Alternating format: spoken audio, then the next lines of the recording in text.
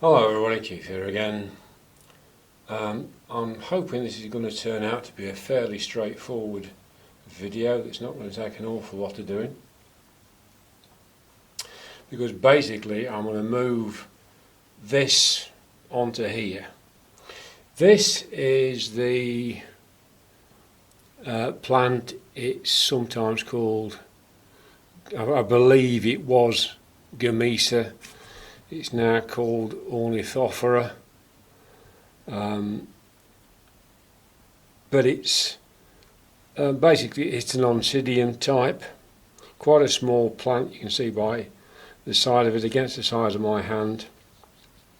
I bought it from Spicesotic Plants at the Welsh Orchid show, and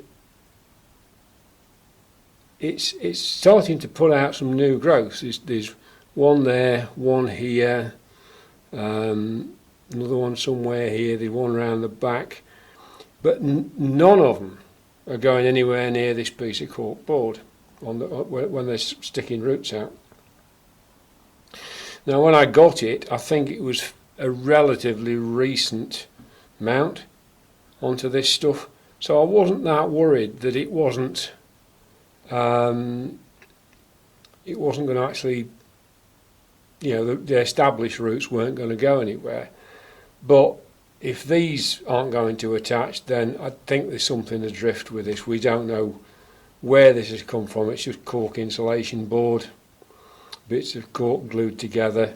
Who knows what fumes, you know what I mean, it's giving off. The distinct impression I have is that this is not enjoying being on this board. It might do better. Now, if you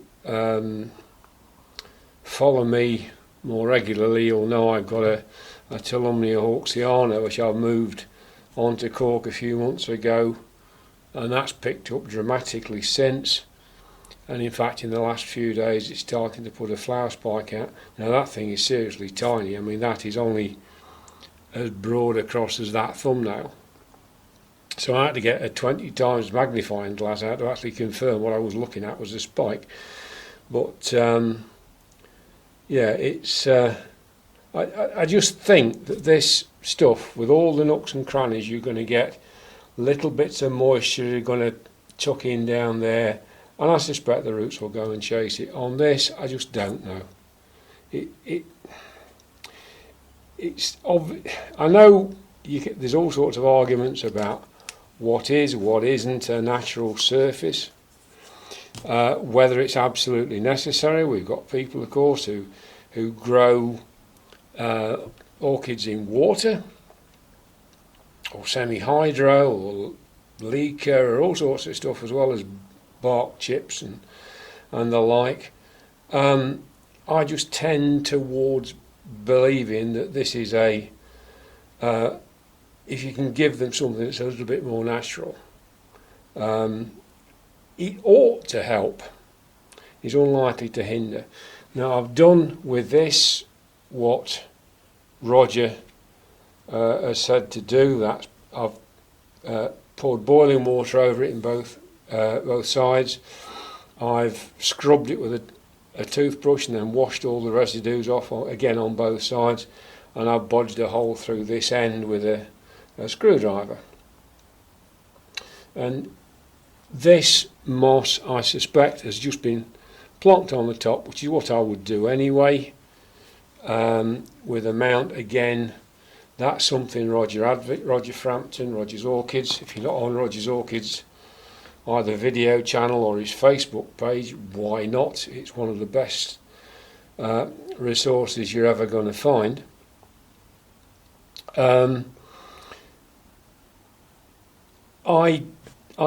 He says, and I can't see that it's how it's wrong, that if you put moss on top rather than underneath and sort of wrap it over, when the time comes that this moss needs to come off, you can fetch it off relatively easy.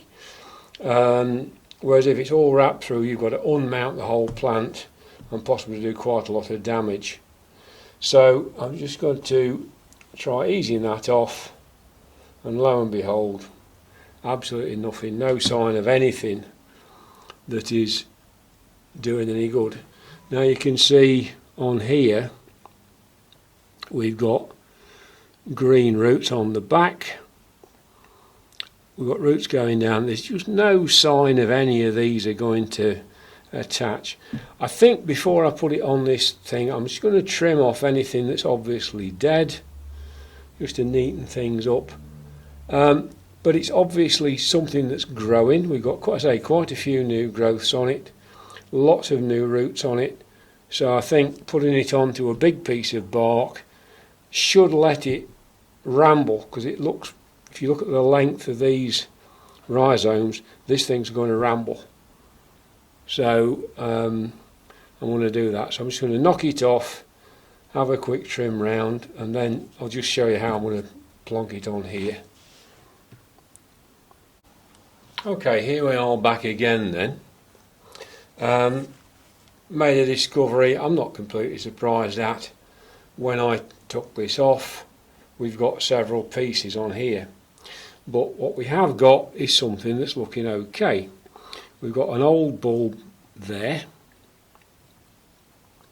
and it's got new roots coming from the bottom. There's no sign of any of these roots branching though, so I think it's going to be a case of trying to be as careful as possible so as not to disturb anything. But I think it's actually quite nice if I can take these two pieces, which is what it turns out to have, and take off these manky roots in the back. But they don't seem to branch. If you've got anything that's, there were a couple of roots that had got damaged, like that one there, where it had got broken and the far end died, so the near bit's staying alive but it's not actually branching. So I think at this, I'm just looking where all the roots are coming out, trying to rearrange that. I think if I put that on there after that fashion, it's going to look a lot better. I think the roots are going to find their own way. I'm going to put that one in there, sort of thing. Put some moss on top. That one over there, put some moss on top. Okay, that's the moss it came with. I have some moss which I keep, which is stuff that's been soaked for another job and then not actually got used at the time. So I know this is reasonably fresh, even it's showing a little bit of green because of where it's been. But I'm just going to put it over the roots. I mean, the roots do green up beautifully, or they have been doing. But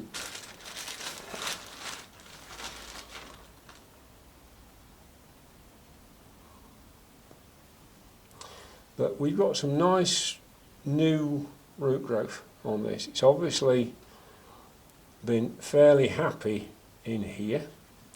It's getting a reasonable amount of light for its needs. According to the blurb, it's supposed to be a warm growing orchid. So really, it ought to be closing down at this time of year. Now it's getting cooler and we're only getting up to about 20 degrees in here. But in fact, it now looks as if it's the time when it's going happily into growth. So that's okay. So we've got a good chunk of moss on there. It'll give it plenty of moisture, give it somewhere for the roots to go. But I think, you know, I can expect to see some of these really dive down into the bark. So all I need to do now is wrap some wire around it, just use some of that. For some reason this is suddenly starting to tangle instead of coming out nice and neatly. which is a perishing nuisance. There we are. Let's try and get this straightened out. I don't think really, you watching me tying this on, it isn't fishing line. I haven't got any. Absolutely no use for the stuff really. But I think if I put a couple of turns on here, and that's going to be the problem, I think, when I'm trying to get all this to knit together.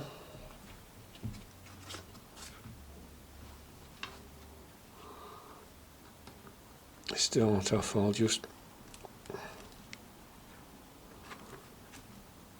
bring that there, so that's tied the two bits together on there. That should mean I can tuck that under there, and I'm going to run another, perhaps another piece around.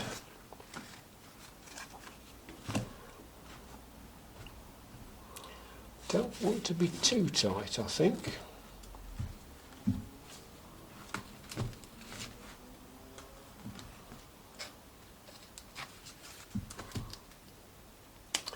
Right, I think at that I can trim that off and then have a look on the back and see where we've got to. I think that'll be reasonably tight. Some bits are going to come off.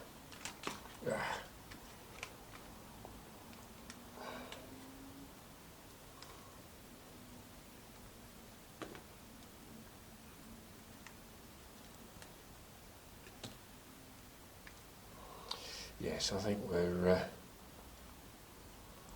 okay.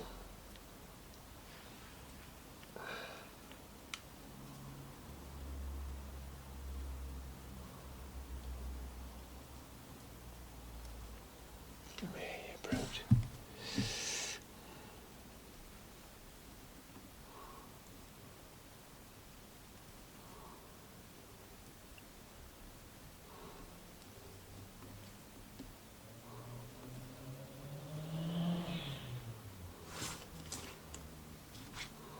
Okay, so yeah, we've got bits falling off for the time being. I still need to tighten that up at the back. Do a much better job than that, I think. But anyway, I'll finish fiddling with that and have another go with it. I don't think that's going to be any use on the video. That's pretty much how it's going to be.